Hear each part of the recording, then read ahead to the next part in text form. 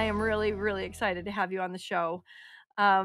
We had actually 2 interviews with Sherry, and Sherry had such an amazing story and such a heartbreaking story of being trafficked and going through, several marriages until she found who she calls the love of her life, and that's you, Terry. And it was so natural. And I was really impressed with her healing journey and where she's at today, and where both of you are at in trying to establish a foundation in order to help people heal and to get that healing sooner and faster. And I just can't wait to hear your story, your side of that story. So, Terry, thanks for joining us. Yeah, thanks for having me. You bet. I'm so interested in um, how your relationship with each other has been affected by Sherry's traumatic childhood sexual abuse and being trafficked, all the things. But I'm also curious, before we get into that, about your own childhood. If there are some things that made you more understanding so that you would, you have to kind of find common ground if you're going to have a relationship with anyone, whether it's a friendship or a marriage or any kind of a relationship. There's got to be something to talk about. So would you mind sharing with me anything about your own childhood that might have been a connection to Sherry when you maybe first met, or as you began to date and get to know each other? Yeah, I had some trauma of my own. I think we all got some form. Yeah. And it wasn't necessarily in the same background as sex trafficking or sexual abuse, but it was physical abuse, from my parents or my father mostly, and a absent mother. Mm. So, I mean, she was there but not present. So, I mean, I think a lot of that kind of gave me the same I don't know how to quite say it, the same drive to find someone that I could relate to that would understand me. Mm. But I wasn't real clear at the beginning that it was like a trauma bond that I had with my wife, and we had to uncover that. But Yeah. it did help us to have compassion for each other's backgrounds. Yeah. Really, that's really an important, aspect for, I guess, any good relationship. There has to be some kind of, ability to understand, or at least to try and seek understanding, Mhm. and to be able to be supportive. And that's what she described, that after 3 marriages and 2 children, when she met you and you started to get to know each other, and it was so natural that you both became very dedicated to your own healing paths, and then to the joint path that you would both take together. And that is Right. interesting and different for both parties, depending on what your trauma of your past or the present, or moving into the future, and how you create a relationship. I haven't figured out how to have the relationship, the love of my life relationship yet. I'm still trying to heal from my trauma, and I've learned a lot, and I hope to be able to say someday that yes, I will be able to do that. But on our healing journeys, there are a lot of steps and stepping stones, and I call them transformational breakthroughs that happened in my own life. And so with that physical abuse, generally speaking, it seems that that goes right along with emotional abuse, because the person that Yeah. loves you is also the one that's hurting you. Yeah. I think it gave us that common um confusion of what love is, since it, came from our parents and stuff like that. Yeah, So, that's um, yeah, common. the trust, like the not trust was there, and the codependency to want someone to you can depend on was there. So it was just a lot of I came with my own baggage, and but there was a distinction, right, from the abuse, like and my wife seemed pretty traumatic I mean, I don't know if anybody's is worse, but it sure seemed like hers was a lot worse. She had a lot more that was consistent and built up over the years, right? That she had to work through. Yes, her story truly is very, very, dramatic and long period of time, and right from the get-go as a Right, baby. right, And so that kind of right, trauma is like it's it's your way of life. It's all you know. And right. yeah, no wonders, that it took a lot of curiosity, as she calls it, to get from one step to the next to figuring out, oh my gosh, I do need help, or I might need a therapist, or wait a minute, how am I going to be a good mother to my son? Her first child is she was like, I don't know what I'm doing, and I don't know what love is. So, um, as we want to get into like your relationship and how I don't know if it started right from the get-go that you were like, I understand what you've been through and now I'm ready to, be here for you, or if that was something that you had to grow into and how that process happened. I'd like to know a little bit about that if you don't mind talking about that. Yeah, well, it started off right away in our first conversation as far as like being able to support each other in the conversation, I guess, like understanding, of course, compassion, but also I had been involved in some personal development education, and I had I guess a distinct way of speaking, like speaking in possibility and having developed in authentic communication and being just straight about where I was in life um, was different, for her, but it also allowed um, her to be heard in a different way, you know, because I didn't. In our first conversation that started off right away, our very first call was, you could hear the I'm a victim, of my circumstances because I was abused, and I basically have a depressed life because of it, and so I was able to pick up on that right away and just go straight in and you know directly ask her, what happened and what did you make all that abuse mean, and that's where it really started. Um, it became clear to us that we were both looking and willing to talk about the past and the abuse in a way that, can we support each other? And, she could hear that I had some, I guess, healing work. She could hear that had gotten past my past, Yeah. you know. Yeah, that was interesting how you said that, and I think I can relate, but that way that you said, "What did you make it all mean?" That's an Hmm. interesting way to pose a question to someone. Yeah. Like, what did the abuse mean? Could you explain Yeah. that a little bit more without, Well, yeah, she was, I mean, it was our very first conversation right off the bat, like I said. And she started immediately with her trauma of like I was abused and all this, and and my parents didn't love me, so I'm always like trying to better myself. And I was like, "Oh, your parents didn't love you?" And she's like, "No, they did all these things to me." And I'm like, "Yeah, I got that they did all those things to you, um, but they were mean too. Like, they told you they didn't love you, or what?" Like, was it more than just physical? Was it like emotional abuse, And she said, "Well, what do you mean?" um, of course they didn't love me. They did all these things to me. I was like, "Well, does it mean that? Does it really mean that they don't love you? Or, did they say that?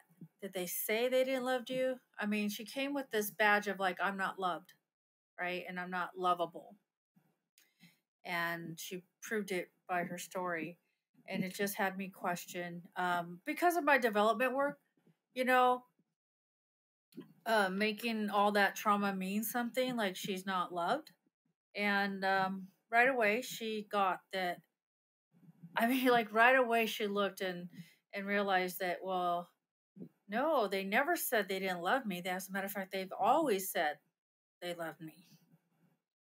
but clearly their actions weren't showing that. So um, I guess right then and there, I helped her to see that it, it didn't necessarily mean that they didn't love you. That it was just more um, they were hurt, traumatized kids too, and they didn't know how. Yeah. Like maybe they weren't taught, or maybe that was their context for love. And the cycle of abuse is often passed that very way, right? I Right, find that right, almost, many, many times anyway, that those that are abusing were abused. And there is a right, huge cycle right. to that because the healing hasn't happened. The healing, the meaning Yeah, has been already assigned. It's an already always, listening to that same what that means and that assignment of, oh, they didn't love me, when you can change maybe that conversation to not meaning that, you might be able to go farther into what happened maybe to them or to being able to yeah, offer and some. into the healing. Mhm. Yeah, into the healing process for both of them. Yeah. Um, I wasn't looking to do that. I just knew that they're already always, like you said, listening to people, Yeah. even if you tell them your story, is like, oh, it's real clear your parents didn't love you. Yeah.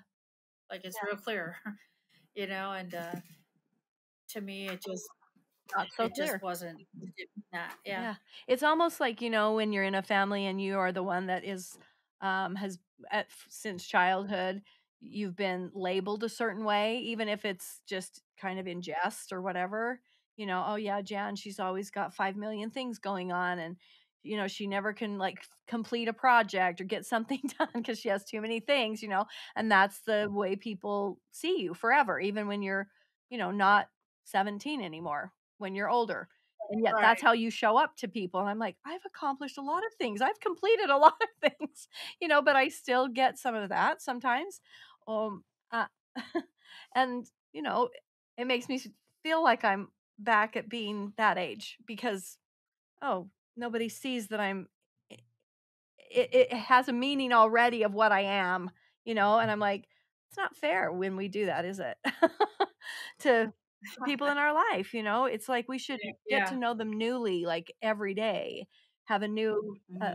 kind of a clean slate. If we could all do that, man, Hmm. we'd probably get a lot farther in our lives. So, all right, so that's your first meeting, your first conversation with Sherry. That's pretty significant. That's a pretty great conversation. I can see why she wanted to have more of those. Let's have a whole lot more of those, Terry. How long? Yeah, Yeah. she actually asked me, "How do you like? What did you just do? Like, how come you speak that Mm, way?" And I was like, "Well, what way?" You know. yeah. But she could hear that she wanted um a piece of that. Mhm. Like, where did you get that? I want that. Yeah. So then you start to be able to share some things in common through workshop experiences and educational experiences that really can be super bonding. I mean, that's an amazing way to start out a relationship. Like I always have said, you know, to my son, I'm like, if somebody would have sent me to a counselor and probably the first, person that I was really dating and thought I was in love with and all of that, not necessarily my son's father, but the relationship right before that and the one before that, like I almost got married a couple of times and I'm like, someone would have thought that maybe because of Jan's past, knowing that we should have her in therapy with the person or something like that. It may have changed the trajectory a little bit of my life, because I was married and multiple times, and that was hard and traumatizing for my child, and still to this day is. And so I know that I passed some of that trauma to him through my own unhealed clunking around, trying to figure it out on my own, so to speak. Yeah, So I think that's yeah. really cool that you guys had that. Not that both of you didn't clunk around and try to figure it out for a long time before you met each other. I know Terry, you have a daughter. Is that right? Hmm.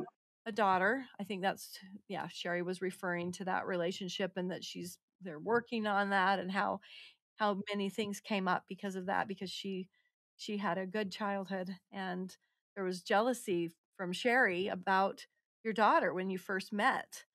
And I think that's such an interesting concept because I think a lot of people struggle with that. I certainly did, because in several of my marriages there were daughters that they had. In fact, all of them, none of them had a son. I was the only one with a son, but people in my significant relationships had daughters. And I found myself going, why aren't you a better person? Why are you acting so ridiculous about, blah, blah, blah? Can you speak a little about that as a mother? This is your child. You'd do anything for Yeah. them, at least most most mothers feel that way. Mhm. Yeah, yeah. It's been a process, right? Vice versa, she has two boys. I have a boy and a girl. And yeah, the daughter has been a challenge for both of us. I There's something about having a girl, raising a girl, Um I hate to say it, but there's like some stereotype I fell into where you kind of like mothers are harder on the daughters, Mhm. right? It's almost like you got to toughen them up or whatever. I don't know. Yeah. Um, Something. And so like I had my own struggles with that. But for Sherry, having a daughter and still going through the healing process, there was some issues for a long time that we both had to work through, which was, the jealousy, like you said. But it was more like she hadn't healed, like her little girl inside of her hadn't healed yet, Mhm. right? And it would show up inside of like my daughter having what she thought was privileges. And to me, it was just like, normal things, like um, I want these toys for my birthday, or talking about our Christmas list, or just going to the store to buy her clothes for just because her old ones were looking kind of bad, and she wanted some extra things, and stuff like that. Yeah. Which to me would Sherry have couldn't been understand. very normal too. Like as a child, Yeah, I didn't go through what Sherry did in those early years. I had right. wonderful parents, and we bought new clothes every year for school, and we Yeah, they're just normal normal things, things. right? Yeah. Yeah. I can see why she would. Or if it was after dinner or something, or before dinner, she helped, and she was hungry, she would help herself to just food out of the Yeah. cupboard, or ask me to make something. And those little things were really hard for Sherry, because it was like, nope, it's not dinner, or she just ate, or why does she need new clothes again just because she wants those, or it's not her birthday, why did we get this, or it was little things like that, like, well, she doesn't need that, she doesn't deserve that. But yet with my son and her son, it was just like she didn't complain, but she didn't agree or complain. She just didn't say anything, Mm. if they were to get things. So it was just more like, it's not earned. But she would be hard on my son too sometimes with the, as far as like, why did they get so much for Christmas, or why, Mhm. I, why are they even getting a birthday party? Why can't we just give them a cake, take them to dinner, and call it good? And nothing wrong with that, but it was more like a, I didn't get that. I only got $10 at Christmas, and that was it, or some story. Yeah. So it was almost like her little child, or her little girl, was jealous of my little girl, and she would sound like a little girl being jealous. Wow, that's really good to put that comparison together, because her little wasn't healed, and her little was Right. wanting, and this other little girl was getting what she would have Well, wanted. yeah, That's really yeah, interesting. and didn't have to work for it, or Earn it. be threatened or earn it. Yeah, I mean, just when she wanted extra attention, or wanted me to have a date with her and go do something, it just didn't make sense to Sherry. Like, Yeah. yeah. And so she just either didn't say anything, or wait, and would explode on, or pick on little things about her Yeah. that didn't make sense. So it was really hard. It was really hard because, like, I didn't want to come down on my daughter because she didn't do anything, right? Right. Or if she did do something, I didn't want to come down on her that hard. It's like, hey, just pick up this or pick up that. Mhm. Or Sherry wanted to make a big punishment thing, right? And it was just hard. It was hard to like kind of be put in the middle and take sides. Oh, Like I would come down harder on my daughter if Sherry was upset because at that time I was still healing my little child too, and I'd rather make Sherry happy than my own daughter. So I had to work through that as well. right. We both kind of had a hard time with that. Yeah. Just like all our little girls fighting, you know? All the little girls are out on the Yeah. big, on the playground fighting over Yeah, yeah, over but the tether ball or whatever. yeah, but it gave me opportunity to find my own voice and for her as well, and to work through that. It really did give us opportunities. Like it took me a while to stand up for my own daughter, Mhm. because I was trying to make her happy and I don't know, go between them. And I finally was like, like you cannot get mad at her for that. You cannot have a fight with me about my daughter again. Like what's the problem? And that was hard because like I knew what the problem was, but I had to be sorted out. Like we had to talk about it. It had to be many layers without me getting offended, right? Yeah. That's not easy. Without me trying to, yeah, without me trying to fix it. And it was just listening to the stories over and over again. And I think it took Sherry hearing herself acting and hearing herself complain, like in communication, that had her be able to dismantle it. Yeah, it was actually part of her healing journey to go, "I Yeah, sound like a 6-year-old. I sound like a 7-year-old. I sound like that yeah. as I'm Well, before it saying." was quiet and internal, so Mhm. she didn't even voice it. Right. It was just we have this silent upset, and you didn't know why. Right. So a lot of not understanding what's going on and why are you pulling back and why are you being this way? Because you're operating from the point of view of a 7 or 6 or whatever age, you know, that hurt and that pain is just stuck at that stage, and you're not gonna get it. You're not going to get it back. You have to heal what actually happened by creating Right. a new story for your life and yourself. And in so many ways, there's that part of being in charge. And when we are victims, everybody else is in charge. Everybody else is Yeah. Right. affecting us Right. and causing our pain, and we have no control over it. That's what being a victim is. The day that you go, "Oh my gosh, I create my world. I create what happens from this moment forward." I mean, I there's a quote by Viktor Frankl, and he's in a Nazi concentration camp, and he's a brilliant doctor, and he's in a concentration camp, and he says this thing about, well, there is always, a choice in how no one can take my mind, basically. I get to choose at every moment what happens next. And I'm like, wait a minute, you had no choices. You're in a concentration camp. You have no choices. And yet he was so um, vocal about, but it is a choice. What my mind thinks, how I take the next step in just what I do control, which is my own mind. I can choose.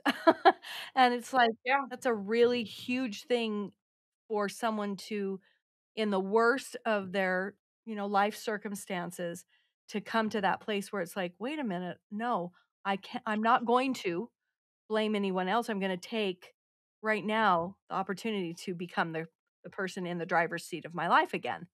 And when you do that, Yeah. there's a great freedom in that, and then you can start to heal. But until then, you Yeah. can't. Yeah. Yeah, and like even Sherry and I couldn't heal from whatever we needed to heal, like our little girls with my daughter, until we started talking about it, Mhm. right? Like, and then being committed to owning that so that we could heal, right? Because if we weren't talking about it, we couldn't sort it out for ourselves. And what really happened is like she wanted to become not that way. Like she could hear, I want to be a better stepmom. I just want to be a better adult who's not jealous of a kid or hurt by a kid. But more importantly, like I had to go through my healing and learn how to stand up for my daughter, and then have to forgive myself and put in the work to be a better mother, right? Like, to give her attention and not give it all to Sherry just because, she was my partner and it was new. I had to work on my own relationship with my daughter. So it was just a nice opportunity. Didn't seem so nice in the moments, right? But it's a nice opportunity that when we're faced with this, like, why is the girl so triggering? Well, because we're both girls and we had abuse happen to us from, mostly men. And it's all mixed in with protection, protecting her, my daughter, protecting myself, her.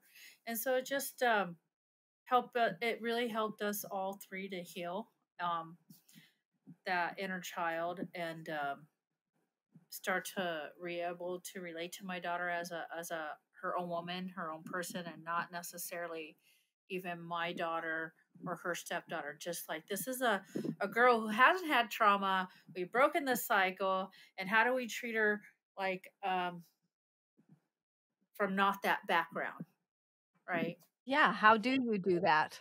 How do you treat somebody Right. when you're like, "I don't want to treat them from the background that I had," and I don't feel like I mean, I tried really, really hard. I can honestly say I tried my best with my own son, but it is really hard to know, even if you're doing a remotely decent job, because you've never been a parent before, for one thing. There's no instruction book for another. And then you're trying to do your own healing, but you really are doing it through the world of raising a child.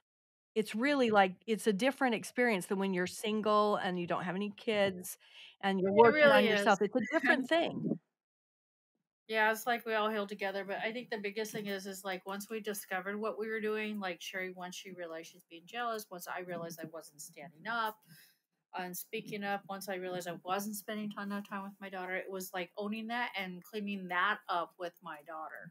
That's great. That's what helped us heal. That's what helps us get by. It's like, hey, I realized I was treating you like this, or I realize I haven't been spending time with you.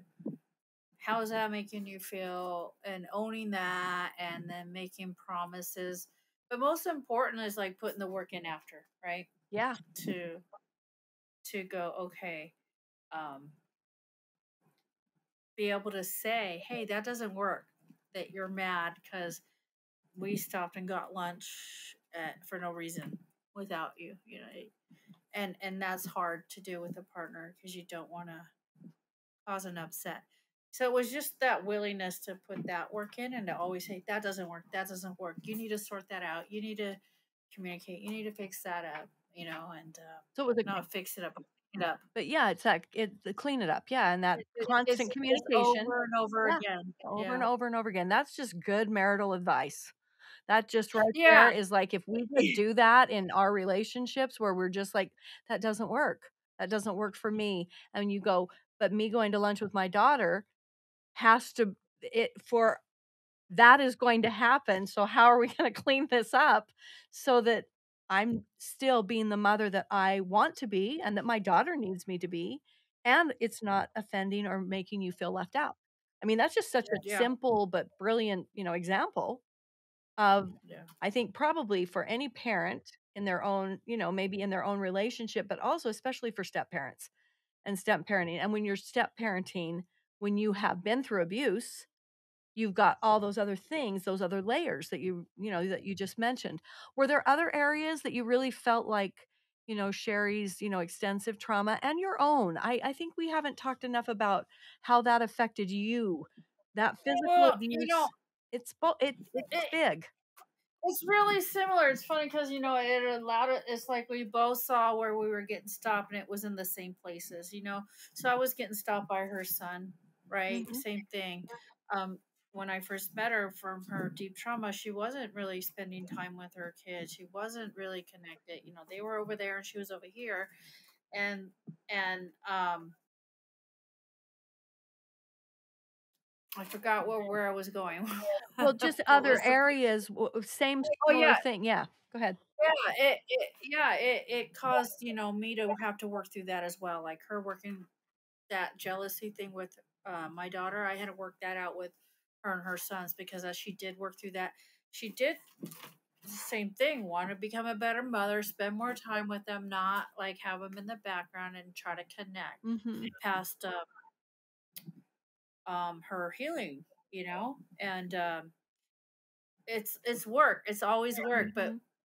it's the same issue, right? We both had some abuse, we both had some trust issue, but more importantly, it came down to codependency. I think that's what shows up a lot Yeah. from her trauma and mine, and that allowed us to work together in those areas just with each other's kids. So it's always still to this day, there's always an issue where she has to work on like going out with people without me getting jealous and vice versa. Like, Mm-hmm. where are you at? Haven't been home yet? Like we're used to just that trauma bond Yeah. and uncovering the codependency layers. And that's just a process. So that's just how it's been. I mean, with the deep trauma, it's basically like every day in every conversation, there's always work. There's always like being able to have the courage to say that doesn't work. Mm-hmm. I know, and also allowing the space for her to heal. Like, okay, um, she doesn't speak up as much to me. I know she wants to say something to me, or she's angry and she won't because she doesn't want to cause a riff. And I have to have the courage to say, like, what is that? I know you want to say something. I know you're upset. Yeah. What? And there's other times, especially in the beginning of the relationship, where I had to be really patient. It's like, okay, I know there's something, but she's not ready to talk about it. We're not there yet. We haven't built the trust, or she's working on it, and she has to process. Mm-hmm. She has to process new memories, old memories, now talking about it in a more detailed Yeah. and intimate relationship than before. What's so great to hear is that there was enough from the beginning, you know, to be patient with that. Like you said, I knew she wasn't ready yet. That's so often I think something in dealing with trauma survivors, and you both were trauma survivors, but with her situation being, like I guess there's a severity, but I don't want to diminish either of your experience. Both of you are going to have the feelings you have, and you're going to have the experiences you have, and you're going to need kind of the grace that you were willing to give each other. And a lot of times I think that's what's missing. Like people don't take that second step forward, which is just be patient and wait. This person isn't ready. This person Yeah, can't be that yeah. yet. Well, yeah, yeah. And then also a point of like, okay, like we have to push, Yeah, because then there's each a other. point where you're like, "I'm sorry that you don't wanna talk about it and you're not ready. I need you to talk." Like, if we're Yeah, gonna move because forward in this relationship. it's affecting something right now. I mean, that's really the exercise. Is anytime something comes up right there in the moment, we're at that point where we can address it, we can clean it up, and that's what I think you said it. That's probably the most important part. Like cleaning things up in a way that that's done with, and that behavior doesn't continue. Not because it's like we talked about it and you can't do that anymore, but in a way that's like, hey, we really completed that. I really got that's the past. I'm able to change that, and we worked through that, and then that doesn't become an issue. But the problem with that kind of like quick run through is that we can get to things faster and we can uncover layer after layer, but it also becomes like an everyday thing, like Right.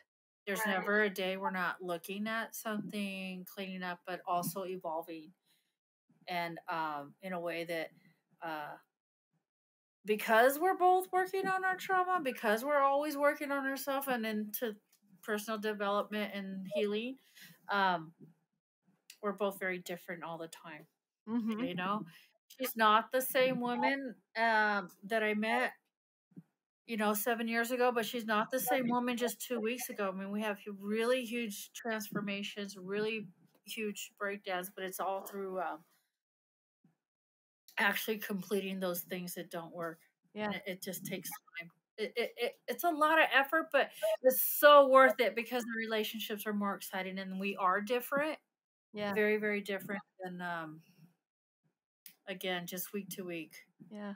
So it's like learning about each other all over again. Right, it's new. It's something new, and It that is. keeps things This, and it does keep things exciting and sometimes a little dramatic and sometimes, like, I'd really like things to just stay the same. But, at the same time, you've gotten good at this. You've gotten good at trusting in that really effective process of processing, you know, yeah, breakdowns, like you yeah, said. You it, process them instead of you complete them instead of let them fester for yeah. months and months and months, and then it's irreparable almost. Yeah, I think the biggest thing is not much different from the other relationships, other than because we're both willing to work on ourselves, is that we actually stay in the conversations versus running away from them. That's I good. mean, that's the biggest thing. Like, I could see other relationships I was in the past could have worked if I would have just stayed in them, Yeah, right? Like, stayed in the drama, stayed in the trauma, stayed in the conversations yeah, and worked them out to complete them so that we could elevate. But that's not what happened. right. You know, we kind of like at the first sign of trouble, we are both runners. Yeah, Like, this isn't working. Like, I can live with it for a while, and then it's like, nope, this isn't working. I'm out. Where versus like both of us looking at our healing and healing together, it's like, oh, this isn't working, and we're gonna work it out. Like, no, you're not going anywhere. No, you're not going to leave the conversation. No, you're not going to keep screaming for an hour. Or you can scream for a few minutes, but then, like, let's get to the point. And that's I would say is the biggest piece to us finding healing and being able to get past that pass of I don't know. Again, deep trauma for Sherry, right? To have her yeah, get past that. We're not necessarily her other siblings or other family members for generations before her have been able to get past. They right. just haven't been. Exactly. And so when you were coming through and getting a little older, did the physical abuse lessen? Was there a trajectory that got set for a number of years on that path that you had to make a conscious decision like I'm letting that go or I got to handle this rage or were there any things like that before you met Sherry? I mean, obviously you had relationships. I don't know if you were married or not. You have two children. Tell me about that, part of, if you don't mind, of your personal, kind of journey through that minefield of sexual abuse going into relationships or marriages and then going no, this is not who I am. I want to be authentic to myself and I want Yeah, to heal myself in this really what Sherry has described as like a natural thing that without the support of a partner she had never experienced the support of an actual yeah, partner. She'd had marriages, yeah, but she had not ever had a true partner who really cared about that yeah, relationship in a way that you yeah. have and that you do. And so how did you get there through your own Well, I mean, that's a good question. I like to ask good ones. I yeah, yeah. Well, I would. I mean, I guess I could sum it up with is that I was married a couple times too. Not as many as Sherry, but I twice, and then she's my third. Uh-huh. I think she's just got one more up on me. Um, but Who's keeping but score, really, Terry? Who's keeping score? I know, Right. right? However, I could say that all the relationships, whether is married or not, just all the long term relationships and the marriages were um, always an attempt to like find the right person to make Mhm. it work. Right? There was always an attempt, but really, it was like not even what I wanted. I did what I guess society and what churches say and what family says. Like you date you're a girl, you date a guy, uh, you fall in love and you get married and you have babies and you get a house and you go to church and you follow the rules and you pay the taxes and you do all these things, right? Pay the And like taxes. I love the pay the that's taxes one. right. And that's what makes you happy. Yeah, that will make you Right, happy if right, you do all those. You follow all those rules. right. Follow all the rules and do that and buy the house and And have the not only will it vacations. make I you mean, happy, but you'll be happier than everybody else, which seems right, to be because really important. Like, yeah, we're the happiest. I mean, right, 'cause hello? I have it all. Yeah, and so there was always that in the background, like, that's what I'm supposed to do. So that's what I was always trying to do. Right. And like I said, like, the first sign of trouble, like, I was like, "Hey, this isn't working out like that, I'm out." Um, but I really thought what my problem was is just, I'm just not that good, I don't follow everything. I should go to church and find out how they do it. And I found the Mormon church ironically way before I met Sherry. Hmm. And and so I was a convert, right? I didn't grow up in it like her, but being a convert for 7 years or 5 years or something, I got to learn about it, Mhm. which really helped our relationship Yeah. because she grew up in it and she was conditioned like from birth and conditioned in the ways of the structure of the church, right? Right. It was all mixed in. So it was nice that I had that background and I became very much involved into the Mormon church. I like to say I became a better Mormon than the Mormons themselves. I love Uh, it.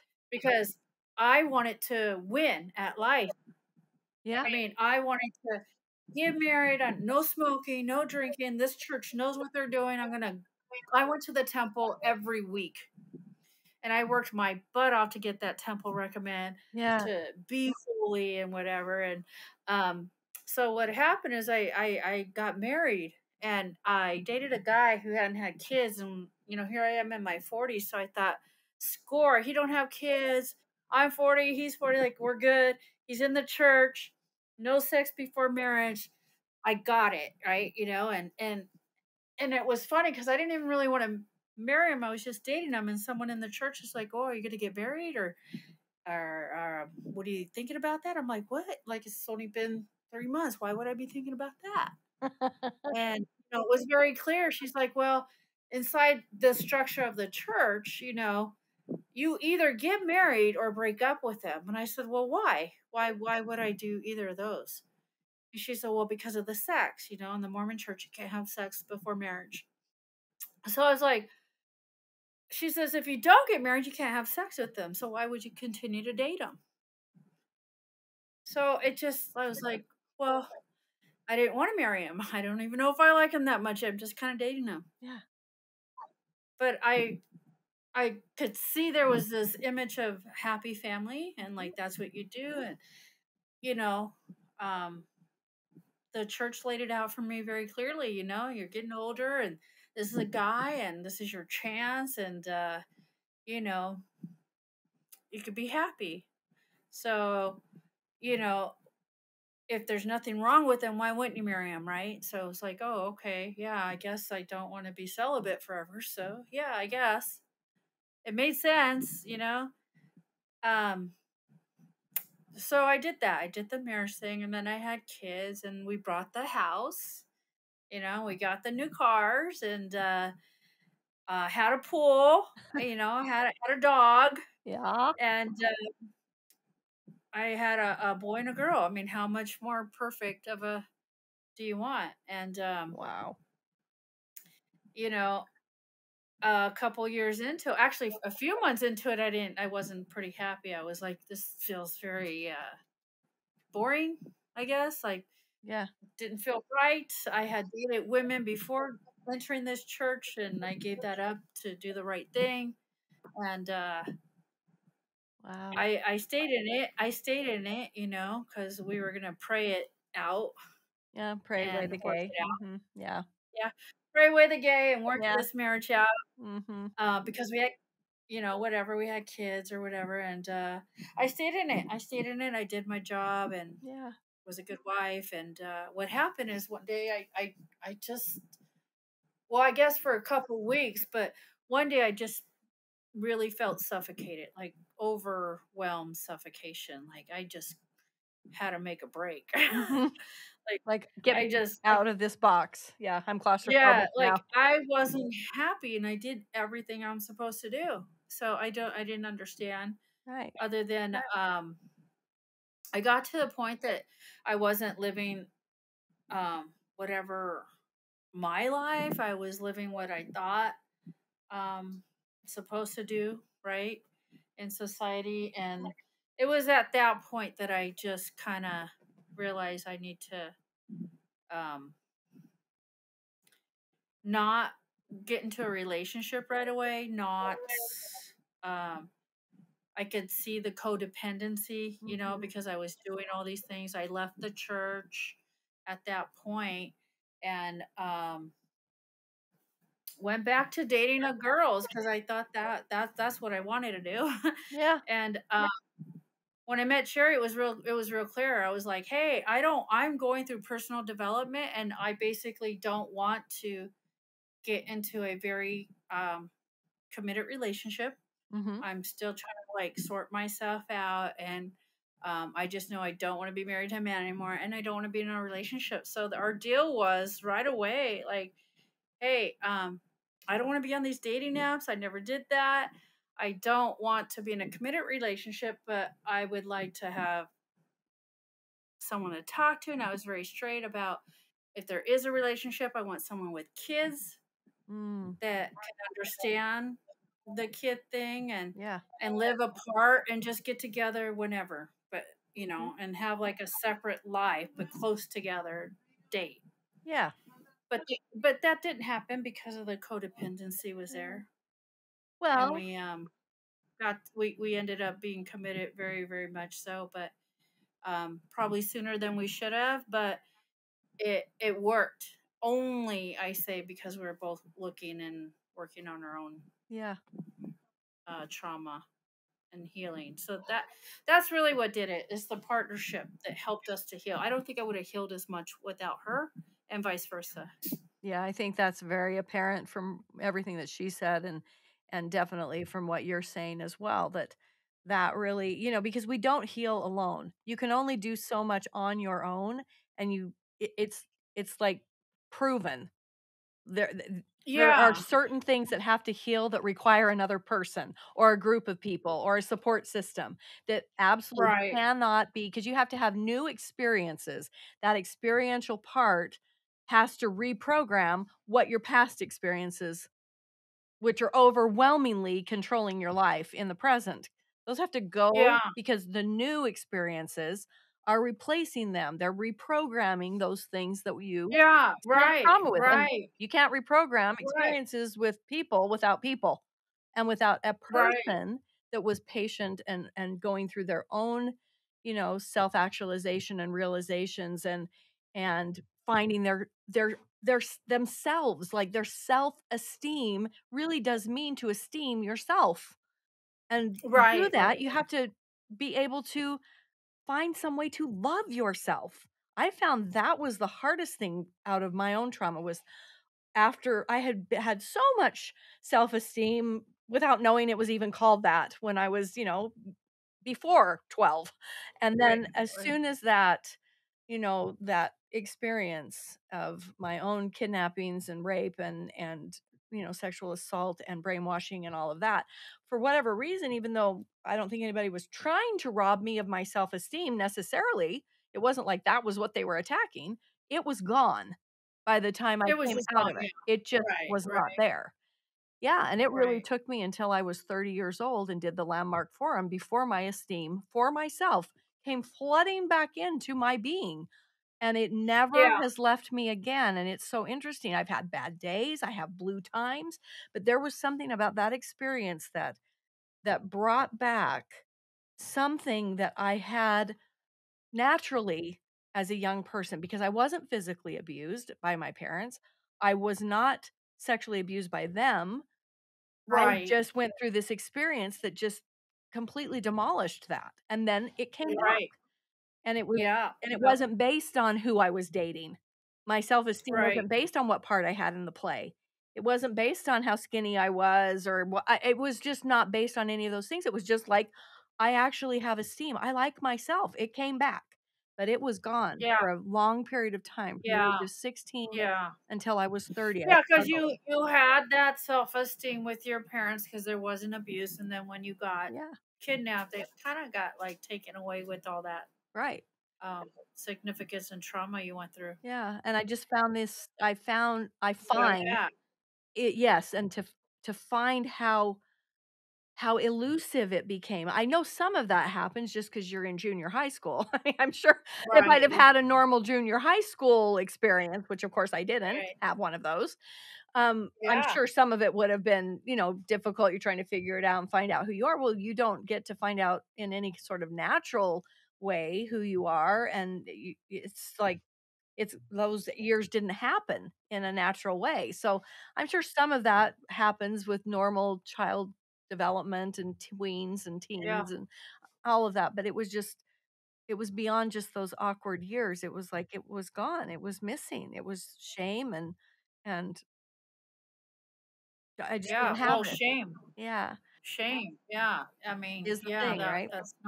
that's not where you came from, so it was, Yeah, I'm sure a lot of shame. yeah. You know, it's interesting you said that because you got it back and you had it. I think, for Sherry and I, both coming from the past that we had, I don't know if we ever had it, right? Right, I don't know It's either. Yeah, how could you? right. Almost. So yeah, so like for us, we didn't get it back. We had to find it. But what you said was perfect. It was through self love, and you can't heal alone.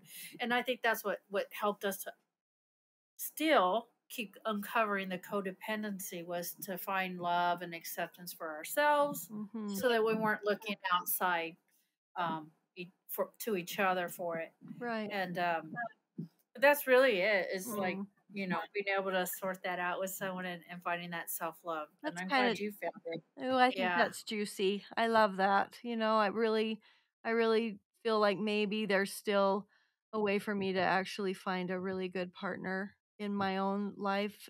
Not that I haven't had I mean, I love, my son's father and his husband.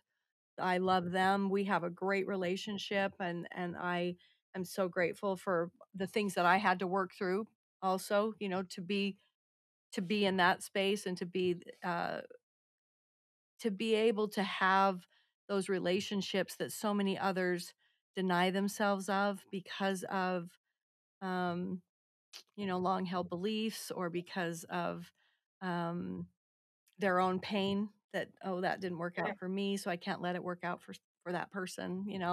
And I Yeah, got yeah, past that. I got past all of those sorts of things, and really that's been remarkable. And even my last marriage, who I still have such deep feelings for him and for my stepdaughters, and I still don't feel like I do those relationships as good as I maybe could or as I want to, but I'm still in the conversation and I'm still curious enough to figure it out because I do think that, you know, we we always feel like we're supposed to get to some finish line or some destination instead of just really being like jazzed by the exploration of the journey, like the new twist in the yeah, road, yeah, right? yeah, yeah. Well, I didn't used to enjoy the journey. I used to feel like survival and victim of my circumstances. I think Sherry could say the same, but you know, there is something about having like dating someone or being married to somebody that's also working on their own healing Mhm. that allows that to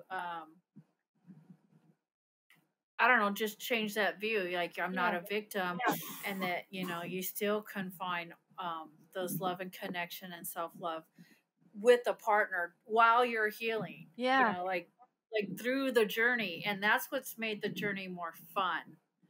Um, right.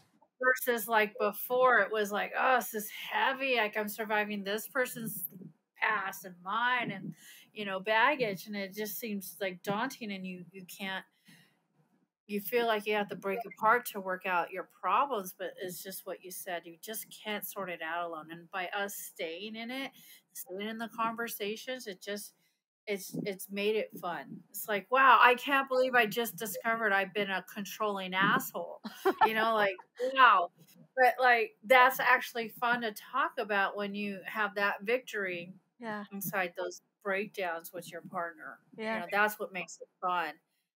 Versus being stagnant and stuck in that Right. past and the same ways of being. So you can be something new. You can be something different. And it's good to know, Terry, that you were a controlling asshole and you've conquered your assholery Uh, for today I was anyway. talking about Sherry. Oh, I you're was talking talking about about Sherry. Of course you were.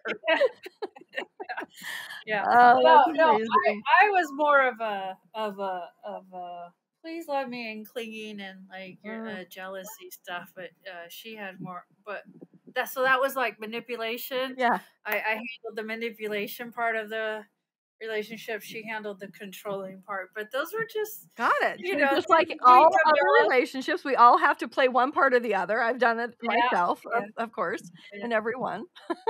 yeah. Oh, But you know what's nice is that when you both are victims of circumstances and you're trying to heal and not be a victim and mhm. be like, somebody who learns from it, it's really fun to be like, wow, when you hear your partner be like, wow, that sounded very like a victim of your circumstance and like you sound like a martyr. Like, what's that? Yeah, You know? And that's just fun because it snaps you out, yeah, right? Like that's not where I am anymore. yeah. I have it past and I could talk about, but that's not where we are anymore. Yeah.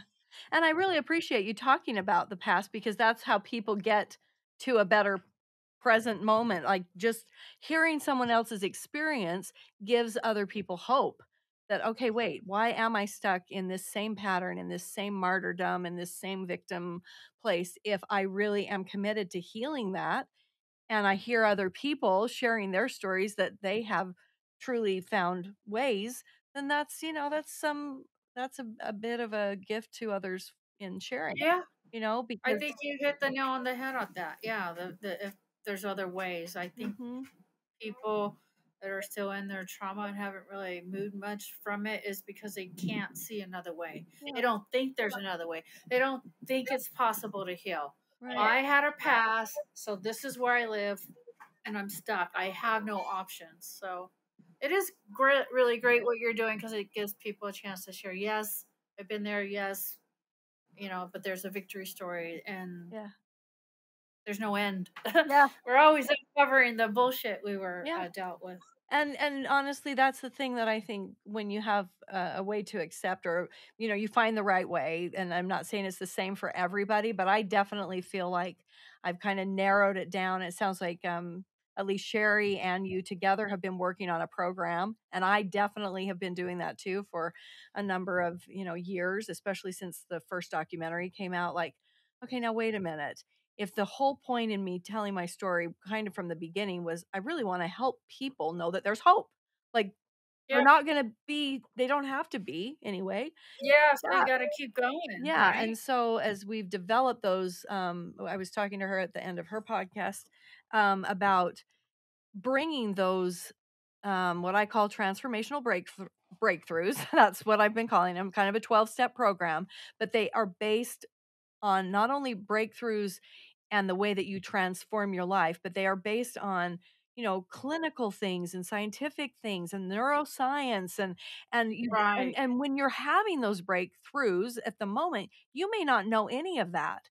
But as you now can look back on certain things that, like, if I had not let go, some people call that forgiveness. Some people call it letting Right. go. If I had not Right. let go of my perpetrator, that doesn't mean he gets a free pass. It doesn't mean he should not have gone to jail. It just means I let go of him controlling and me being a victim. If I had not done that, I would never have been able to come to this point. I know it's a necessary piece in healing.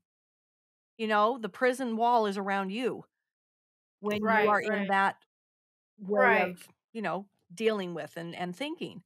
And that's the worst kind of prison, is to be inside in a prison inside of your own mind and your own emotions and your own heart, where it's been given over to somebody else, from your past. That's just your jail cell. I don't want to be there. I can let go of that. And I didn't know that. I didn't know I could do that until I did. And so Right. thank you just Right. for, sharing so, honestly about that journey. Is there anything else kind of in closing or in last remarks here on the podcast that you do want to say that you didn't get to say about your experience with Sherry, your own experience in coming into your own healing, your own self that you want to share with anybody out there? If you had, one thing that you could say, to somebody that you can see, "Oh, that person has been on my path. I wanna help them get to where I'm at," or I don't know. I'm not in an Yeah. egotistical way, just in a way of giving somebody some hope or Yeah. some encouragement. Yeah. Well, I think you said it best, right? Like, we can't heal alone. So, if we're in here alone, there's no healing. We have to be Mhm. out here, like out here Yes, with people in order to heal. And that, I'll end it with, we're not our circumstances, right. we're not our past, and we're not all these things that people say we are because of our past and our experiences. Like, that's not who we are. And I think if we can look at it from that view, then maybe we could see that there's access, right, to healing. There's Mhm. access to figuring out who we are. If we're not our abuse, and we're not our past, and we're not all these things that people made us out to be because we developed these habits that aren't good, then who are we? And that I believe will help us, lead us down that path to discovering, Yeah. who we are. I love that. That's the perfect way to end this podcast, and thank you, Terry, for joining me. I'm so glad we got to have this time together, and I'm so glad for both Sherry and for you to be on that path and to be, setting an example, in a way that gives other people perhaps at least the first little flame of, oh, there is hope. There is hope for me too to get there. It's a Yep. really big gift to give to the world. Thank you for sharing your truth and your experiences with me. And um, I asked Sherry this. I said, if I got you, kind of a free pass to my online community, it's not like that. But anyway, I want you to share your program, Sure. and maybe we should do that with our some, figure out which community members would really like to actually go through it, because I think we're going to find all the crossovers from. I have several other people who are like, "Oh, I Right. developed this program." I'm like, "Well, let's get all of our programs together and let's make Yeah. sure that we're giving people access to them." And I know that part of that is in raising funds like Sherry talked about for your foundation. You're going to be raising funds so that people can actually get the therapist, get the EMDR, get the programs for healing without that don't have the resources.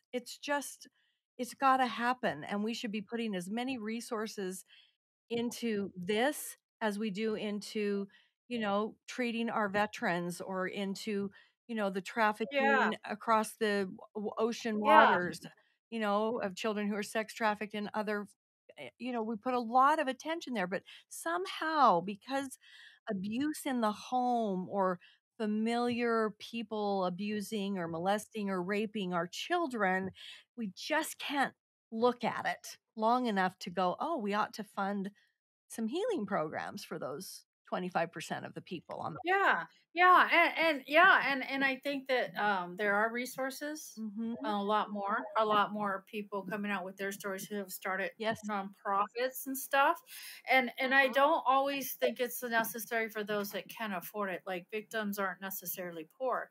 I Right. think it's more of like there has to be resources for both, and Right. it's a matter of like how is that being communicated in the world so that people know there are resources. Right. Like, it just, we have the internet, but it never dawns on anybody, hey, I need healing, let me see if there's anything on sexual abuse or a nonprofit, you know that if they had the money or not, that there's both out there. Like, it just doesn't dawn on anybody that I hear from. Like, we Right. ran across women we're trying to help, that have been trafficked, and it just doesn't occur to them that there's a nonprofits out there Right, and she told and me a about program. one for that because I was telling her about a story that just a person that came to me after I had a speaking engagement who had been trafficked, and Yeah, and they don't know where to go. they And there's different nonprofits for some that have housing, some that have the counseling, some that have the finances. I mean, and it's all separated. But I just so don't think this people is know good enough. information for me